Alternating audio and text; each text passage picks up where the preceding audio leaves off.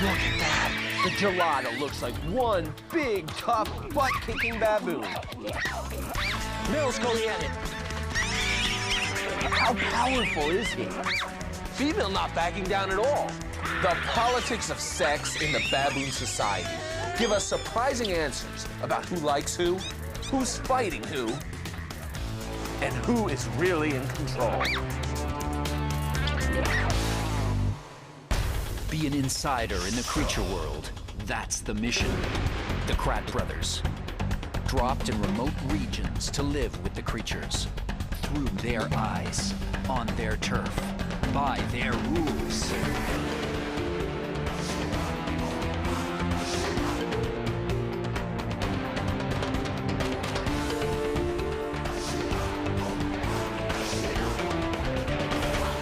Be the creature. It's one of the oldest countries in Africa and one of the oldest countries in the world. Ethiopia. And up here on the lush highlands of the Simien Mountains is where the action is. We're here with a huge herd of the threatened Gelada baboon, the world's only grazing monkey.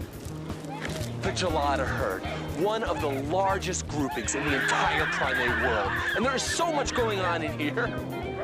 Raucous play. Running this way, running that way. Sounds and facial expressions.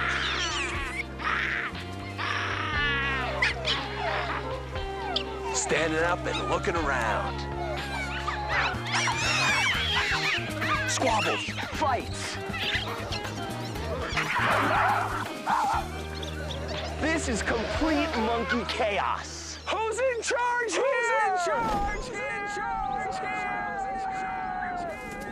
The answer could only be found in a remote part of Ethiopia. Oh, look out. Whoa. A 2-day drive from the capital of Addis Ababa, we entered a high-altitude region, 10,000 feet on a plateau with cavernous drop-offs all around us. And as the terrain got rougher, we realized the truck probably couldn't make it much farther. And we entered this village of Amharic people to see what the local way of getting around was. All right, so this is where we're gonna trade in this set of wheels for a pair of hooves. That road was way too rough. Aiza Allah? Do they have any donkeys? Yeah, I think they do. Salam. We tried to quickly get a handle on the Amharic language. Salam. Aiza Allah? Yeah, that's here? Okay, thank you. Salam. And we finally found a donkey that might be for rent. Salam. Salam. Salam. The Aya, can we take? Pretty bira for donkey? Okay? Okay. All right, we can't put too much on him. It's a good thing we've packed light. He can keep our gear while we run off with the baboons. Will he stay with us or will he run? Will he stay with us or will he run? Will he run? No. No, stay. He'll stay? Okay. I'm not sure if he's saying stay or run, but we'll find out. Oh, they're stubborn here in Ethiopia too. So within a few hours, we'd found our donkey and the Gelada baboons.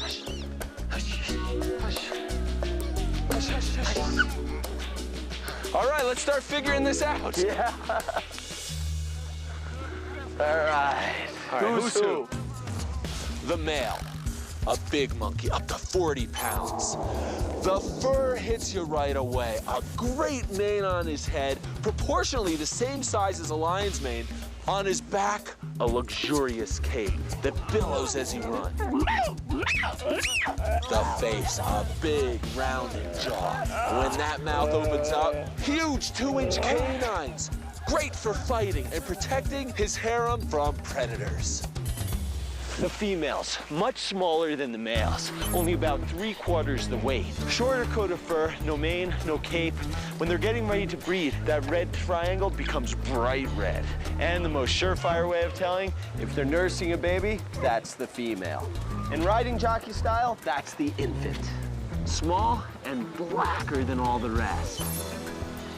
the baboon kid. A juvenile is smaller than a female, but looks a lot like her. The way you know you're looking at a juvenile baboon is these kids love to play. They just can't get enough of it.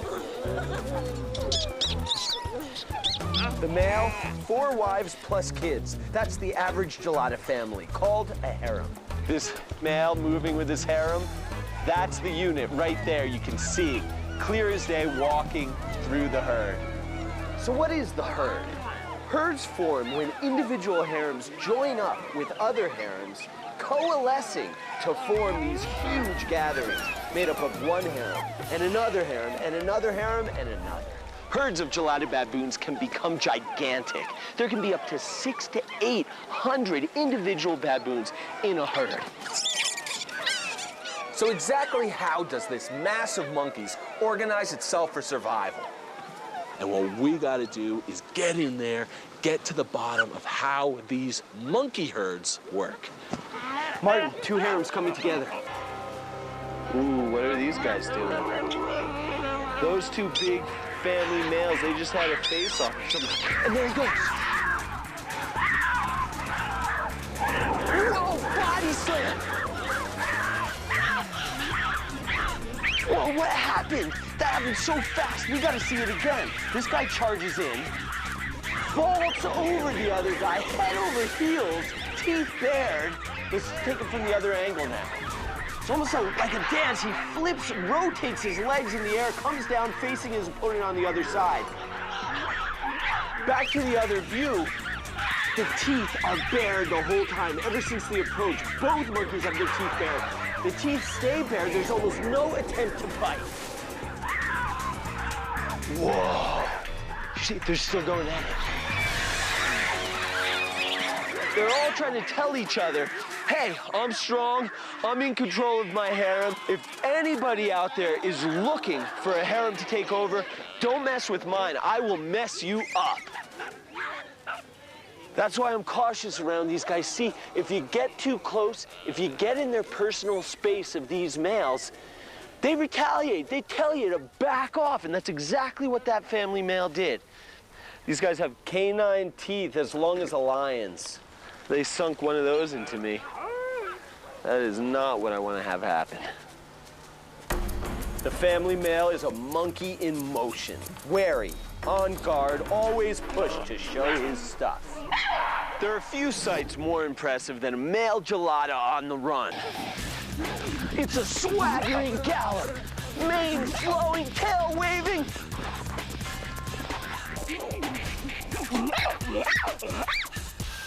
Look at that big guy move. The family male, the dad, and we'll call him a bot, which is dad in the local Amharic language. From all appearances, it sure seems like he is the head of the harem, leading them through this world.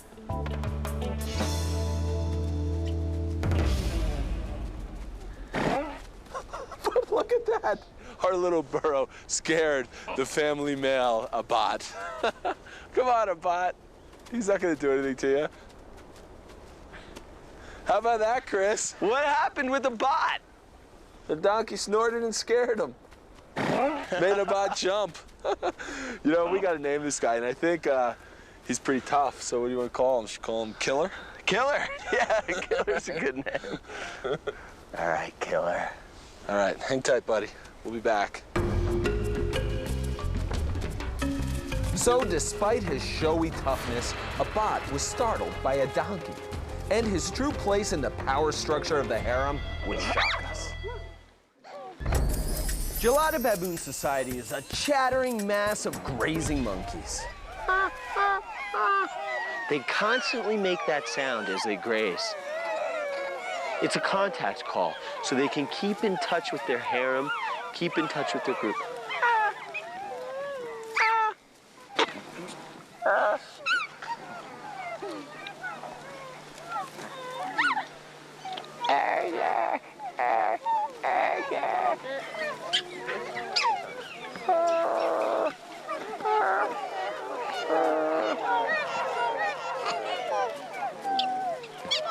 Geladas make over 30 different kinds of sounds to communicate.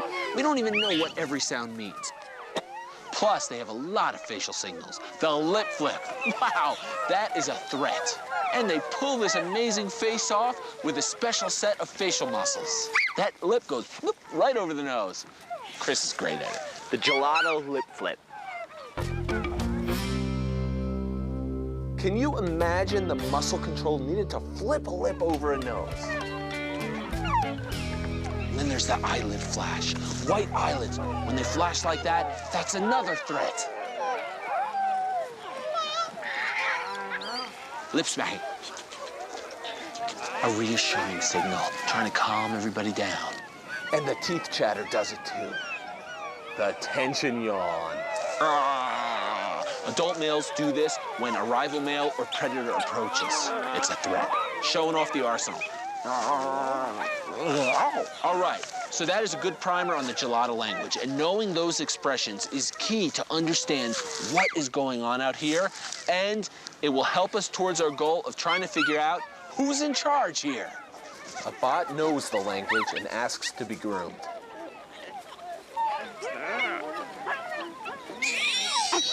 And it tells an outsider to feed it. The juvenile's on about that. Yeah, he's riding him as a bot defends the harem.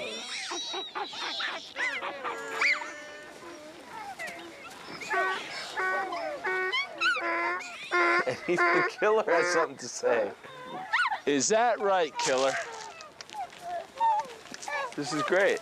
All right. Martin, check out this huge group of males. Whoa! Look at all these males. All together like this, a whole group of them. At first glance, these guys look big, almost like they could be family males, but they're not quite there yet. They're still bachelors. One of the ways you can tell is by looking at that red spot on their chest. For these guys, it's not that bright red color, it's still kind of pink and dull. As these bachelor males mature, they become bigger and stronger, but that chest patch only becomes more and more red when they become a family male. So a bot, the family male, has a brighter, redder chest patch than a bachelor to go along with the thickest, most luxurious coat.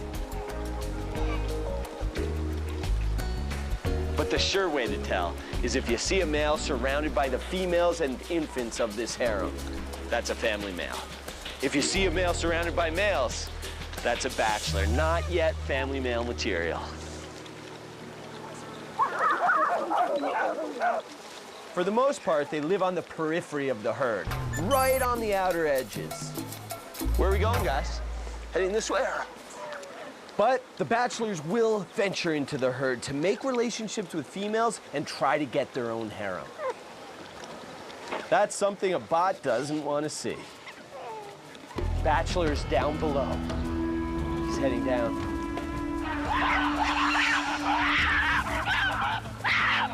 And a bot chases them right out of there. These conflicts are a lot of show, just like in wild horses. When male wild horses, stallions, compete for females, they put on an elaborate show. Parallel prance, almost like a dance, which can escalate to a real fight if neither back down. They kick and bite, and it can become quite violent, but the winner stallion takes over the harem. But Gelada baboon fights are different. Gelada fights are even more show and less physical contact. In fact, for all their fight and fury, these geladas are the most gentle of all baboons. So how does a male gelada get out of bachelorhood and take over a harem?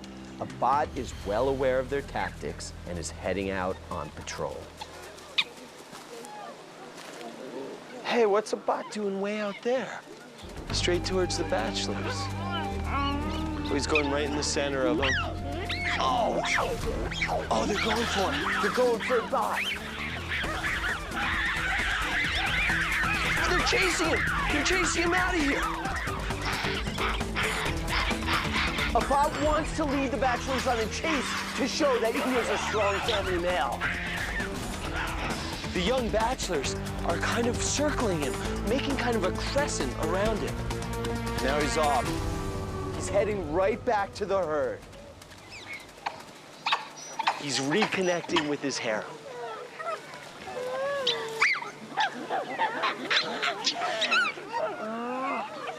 A bot is the family male now, but that usually lasts for only 3 to 4 years. So he has to keep other males away. He has to stay on top as long as he can and have as many kids as he can so he can pass on his genes to future generations of Geladas.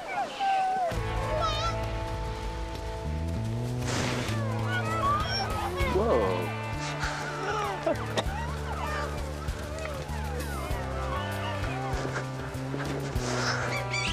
I think he was as startled as I was.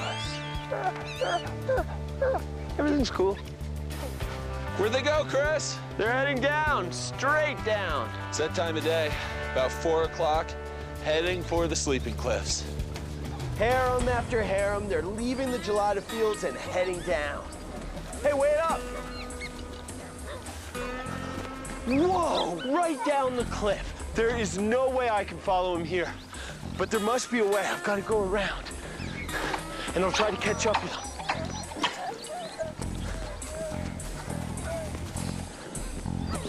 Whoa! It's steep everywhere. They're going really fast. If I don't find a way down, I'll lose them. Whoa! How can these baboons scramble down sheer cliffs without falling? It's looking better this way. Whoa. Wow. Oh, great. Here they are, moving steadily down this grassy section. Even just before bed, those juveniles like to tumble right down to the sleep spot. Whoa.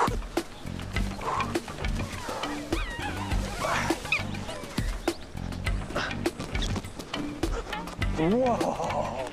There they are. And this is as far as we can go. This chasm is where they're gonna sleep for the night. They'll mill around for a little while longer until it gets dark. Then they'll find little crevices and they'll huddle together to keep warm and sleep the night away from any kind of danger whatsoever. We think falling out of bed is a big deal. But imagine if you were a Gelada and you fell out of bed. It would be a few hundred feet straight down. I had to get back up the cliff before dark.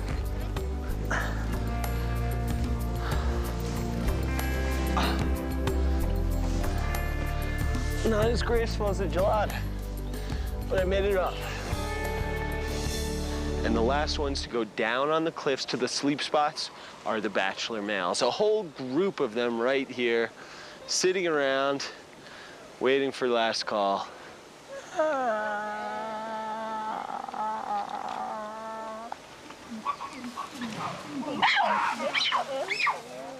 Two new males joining the bachelors. Ooh. Everybody's lip flipping. That bachelor's up in the tree. These bachelor males are testing out their vocal cords, lip flips, and displays. But it ends without conflict. Back down and off. A lot of noise and posturing, trademark Gelada style.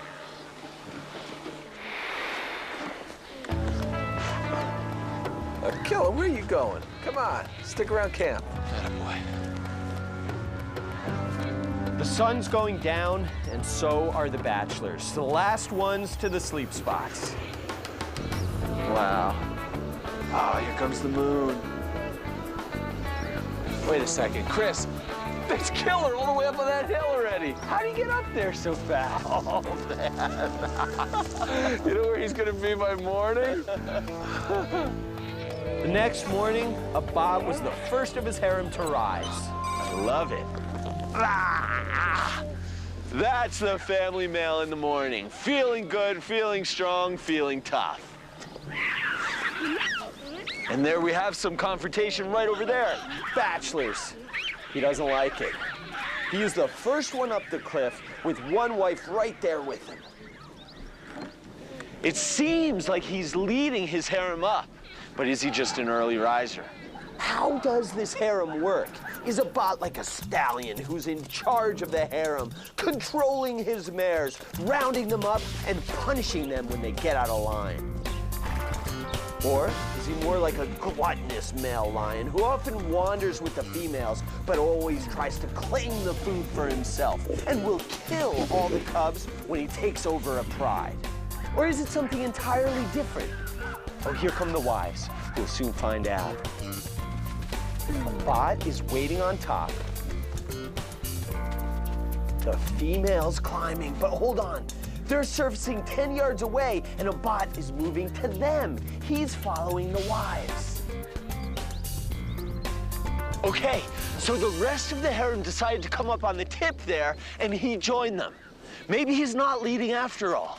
The wives are leading the way, and the family male follows. The females decided which way they wanted to start off in the morning. This is fascinating. These baboon females defy the harem stereotype.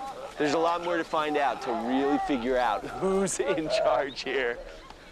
Today, let's focus on the females, their relationships, and how they contribute to and mold the group. How much power do they wield in baboon society? So, the harem is together on the edge there. And here's a bot. He's waiting for this wife, but now looking a little wary. Oh, he bumps her. This wife gets mad. He doesn't want to start a fight. There's a tension yawn, but he doesn't want to be pushed around either. Oh, she slaps him. This female is really standing her ground to the much bigger male. This is fascinating. The females are very assertive. They are not taking anything from a bot. And he backed off. A lion wouldn't take this. Looks like you better not mess with a female Gelada. Hey, let's name this wife Inat. It means mom in the local language. And let's name her baby Lychee. Inat and Lychee. And Inat has requested a grooming from a bot, and he's getting right to work.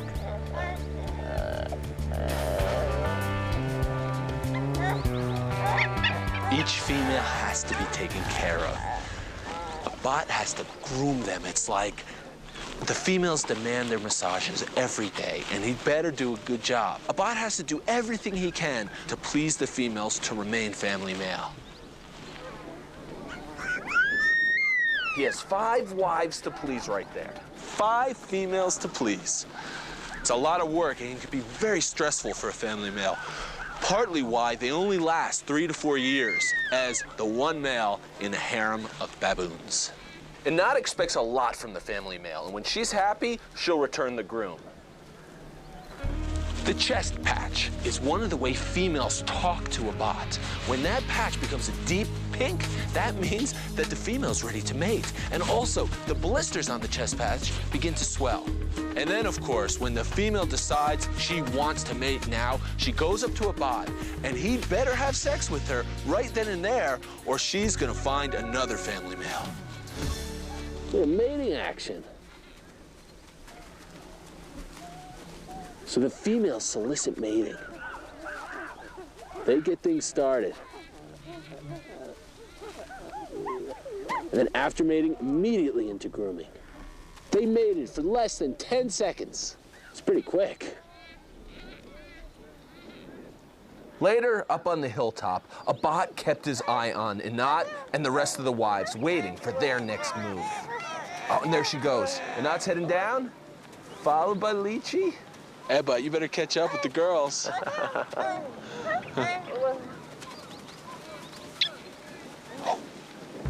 What did a bot do? Oh, the females are mad. Oh, they're going after him, look, ganging up on him, sinking their teeth into his rump there. Wow.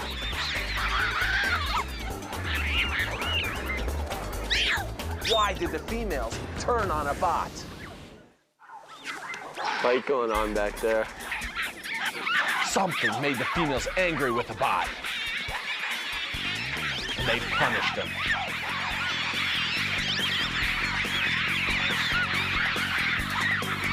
For the females to get this angry, he must have done something to one of the infants. Either by accident or on purpose, no male can mess with an infant.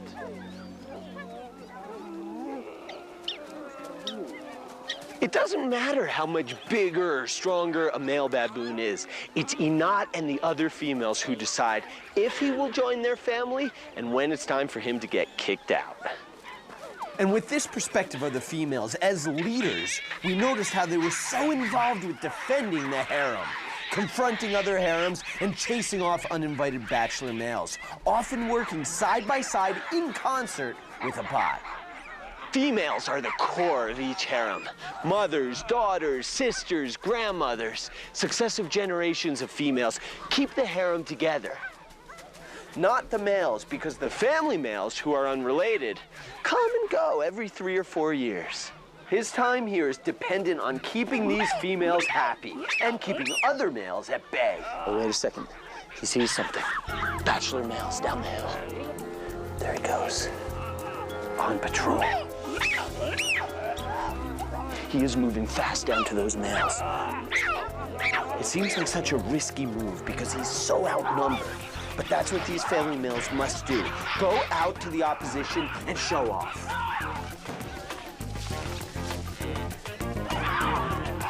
It's as if he's strengthened and exhilarated by the whole thing.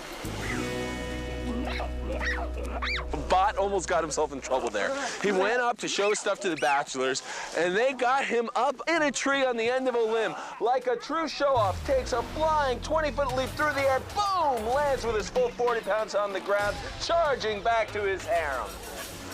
It must be very important for the family male to go to the bachelors and challenge them. Present himself as the fittest and strongest. He has to show that he can go towards them and not be intimidated. So it's almost like he's always pushing them off a little by going out there, having a little challenge, and then running back to the harem, where he grooms urgently to make sure his wives still like and support him.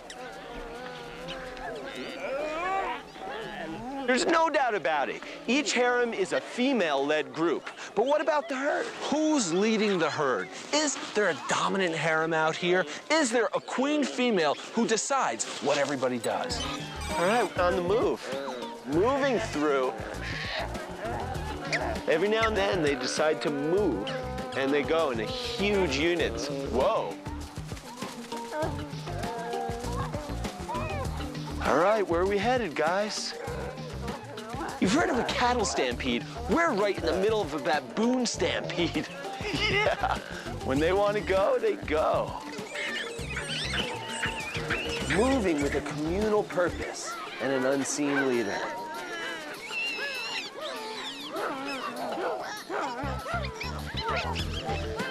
This is the world of the Gelada, and it is one of the strangest, most bizarre, and wonderful places I've ever been to. The world of the Gelada isn't about forests like a lot of other monkeys. The Gelada's life is all about grass. And these places are called Gelada fields and are maintained by A virtual baboon lawn mowing service for this high plateau. The herd moves through, mows down a field, goes off to another area, and then comes back a few days, weeks later, and mows it down all over again. Incredible grass-eating monkey, the Gelada baboon. and they graze with their fingers, picking blades a few at a time until they get a handful and stuff it into their mouths. They do it all with those short, stubby fingers. Relative to body size, the stubbiest fingers of all primates. Imagine having fingers that short. I love the way they go for those roots. They take those short, stubby fingers and those long nails and bam, bam, bam, bam, bam, bam, bam, bam. But my hands just aren't built for it. It really hurts. They must have calluses on their hands. They have those long fingernails. If you look really closely, they're thick, they're strong, and they're sharp. Perfect for digging in. We're moving. Chris, I'll get Killer. Where is he? Oh no, not again. Oh no, he's gone again. Killer! Gee, we left him right here. All the baboons are gone, so he's Killer. Wait a second, there he is. He's hiding there. All right, Killer, I found you. Come on, the baboons are moving. Oh, hey, Killer, Killer, come on. Killer, wait. By the time we caught up with Killer, a storm had rolled in, transforming the landscape into a misty, desolate place. All right, where are we? This fog. Heading to the cliffs. The females have decided this is where we'll sleep tonight.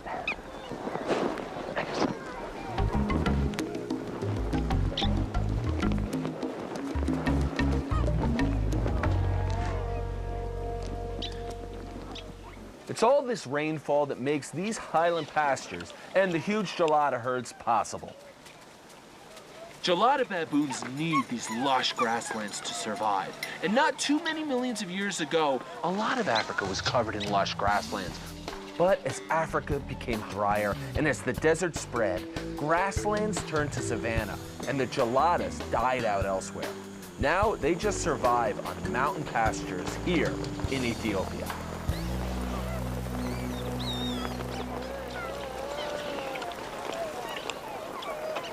What weather.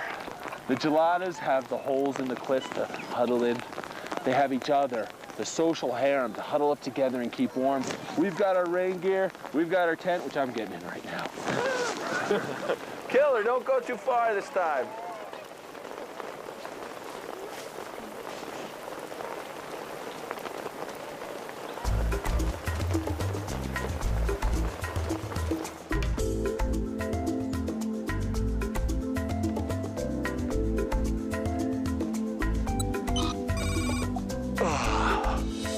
Killer! Where is that wandering donkey?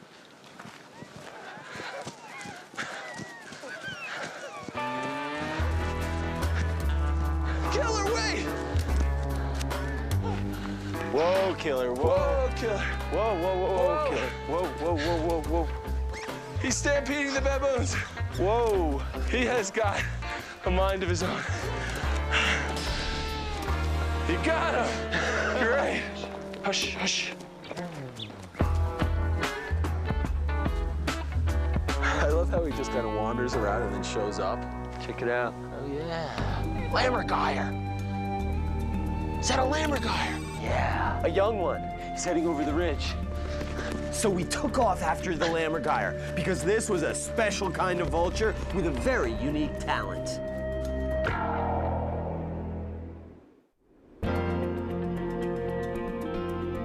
Lammergeiers scan this vast landscape. Flying high above with great eyes, they look for carcasses of any of the highland grazers that succumb to the elements.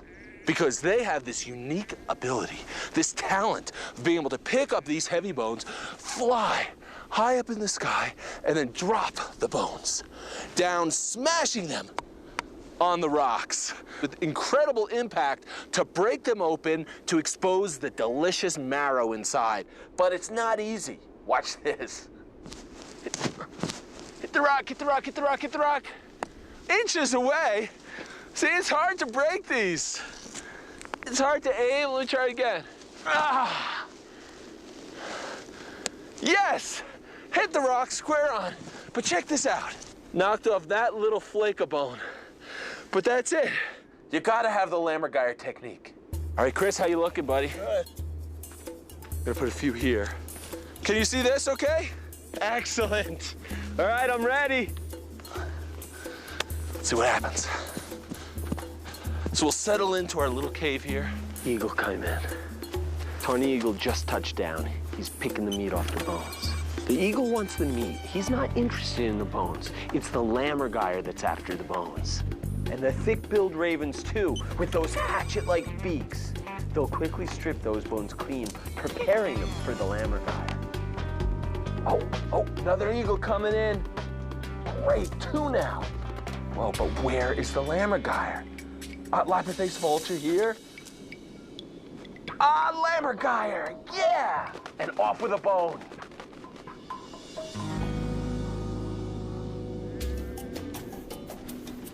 Oh, he's got one. The young Lammergeier's picked up a bone. Another one coming in. Ooh, he picked his bone quick.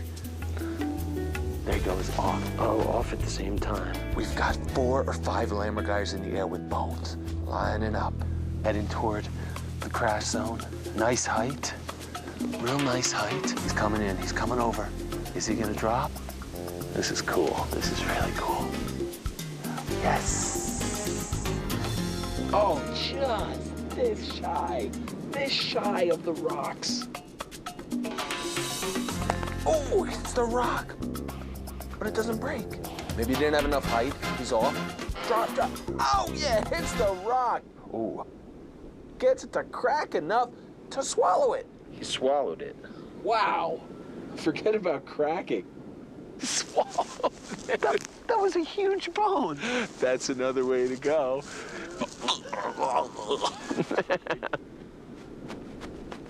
Crashing those bones on the rocks takes intelligence. It's basically using a tool. They're using the rocks as tools. Plus, they have a great view of the Geladas. Over the hill, a bot is having a tough standoff with the bachelors.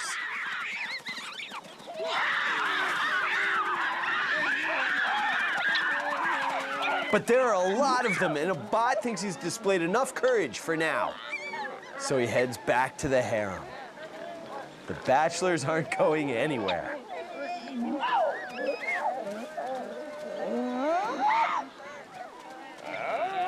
The strategy that bachelors employ to take over a harem can be very political and devious. At 2 to 3 years of age, the male juveniles are getting ready to leave the harem and enter bachelorhood.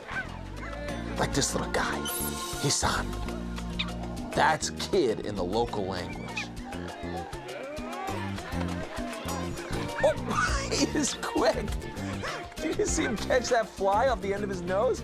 Oh, Hisan has lightning reflexes, and he better have these reflexes because the juveniles get into some intense and dangerous play sessions. The juveniles love getting rowdy on these cliffs. They can run around, pull on each other's tails, knock them down the cliff. Oh, he went for the head, tried to pull him down the cliff by the top of the head. It's a no-holds-barred play session. Here comes a whole mob of them coming over the hill and down. Whoa! Nice move. Whoa! Avalanche, Gelada avalanche. But they're right back up. It's amazing how they can catch themselves when they fall on this steep cliff. Oh, yeah, caught himself on that ledge.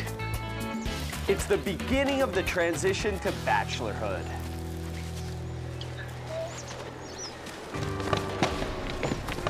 Look out. Chris, look out. Whoa! That wasn't me. That was that baboon right there. Threw a boulder down and almost hit you. Watch it, buddy.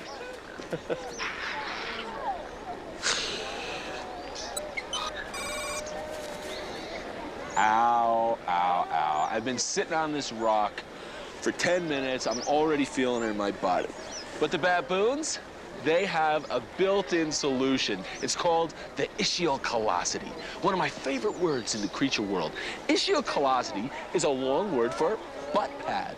Baboons have 4 little round pads on their behinds, and they can sit on these rocks for hours. And not only can they sit on these rocks for hours, they can do the butt drag when they're crazy.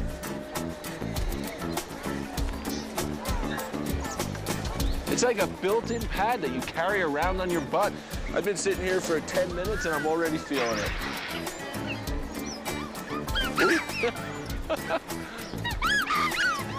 Somebody's been sitting on a rock for too long. Wait a second, what's going on here? Look at that. Everybody's come. The whole huge herd is all gathering together on these rocks. A bot's not happy.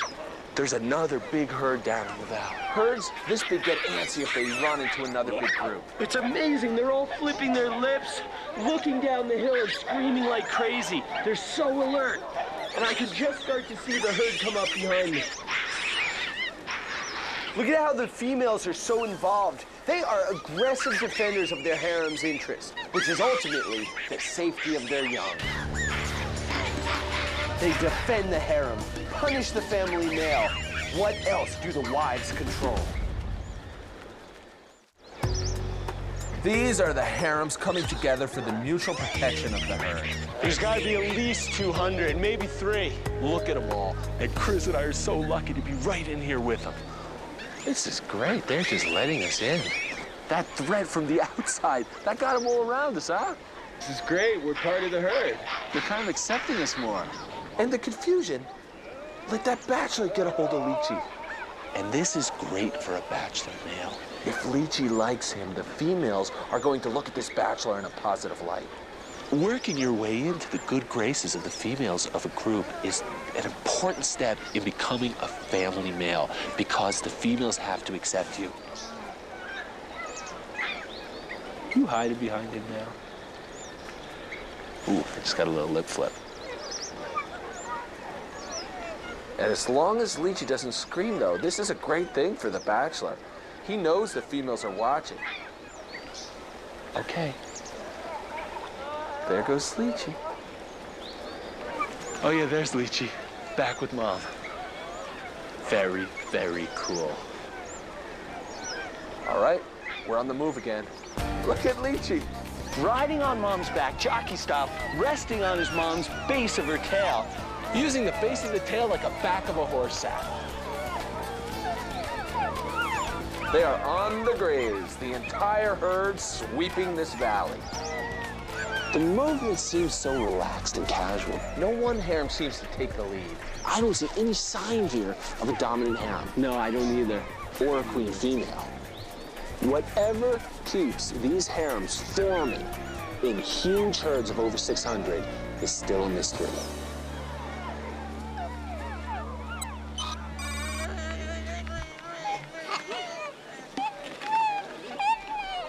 Well, the sun's up. Ah, Geladas are late risers. Hey, our burro really stuck close last night. Yeah, after a whole week of chasing him, he finally decides not to run off. Hey, morning. Ooh, where are you guys running to? Ah, off to join up with the herd. So what have we been able to see with our own eyes and confirm about the way a Gelada herd works? Well, they're made up of independent harems, each led by a female. The big, impressive Gelada male baboon was essentially a manservant, there to serve his wives. But then something happened which crystallized in our minds where the ultimate power lay.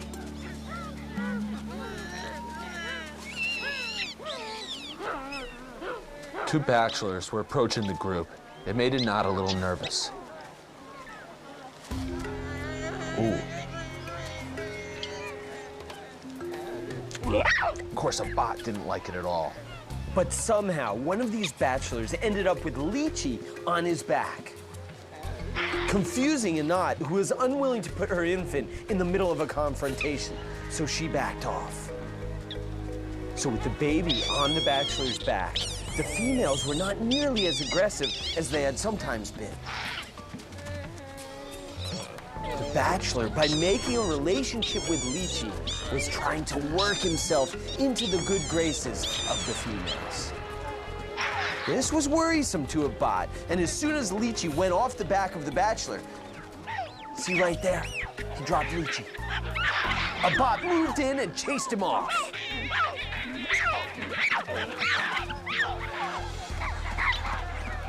And then a bot seemed so relieved when Lychee, the young infant, ran to him and jumped onto his back and rode him, the family male, with all the wives accepting him.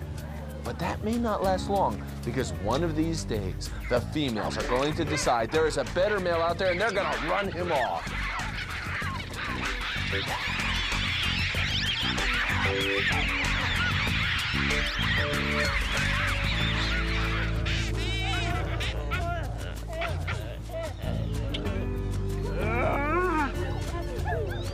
And And then it occurred to us, the real power, what all this socializing, all these squabbles, all of the elaborate lip flipping, the vocalizations and other communication, what it was all about was the infants.